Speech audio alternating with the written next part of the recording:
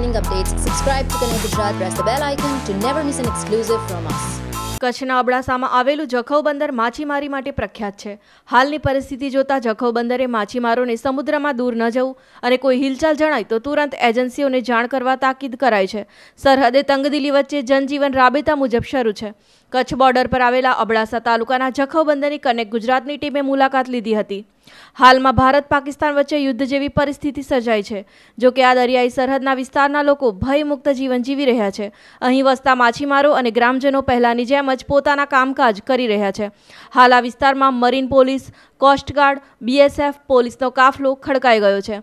માછીમારોએ જણાવ્યું કે અમને 5-7 કિલોમીટરમાં જ માછીમારી કરવા જણાવાયું છે. કોઈ શંકાસ્પદ ગતિવિધિ હોય તો જાણ કરવા સૂચના અપાઈ છે. જખૌ બંદર પર મરીન પોલીસ દ્વારા રાઉન્ડ ધ ક્લોક પેટ્રોલિંગ શરૂ કરાયું છે.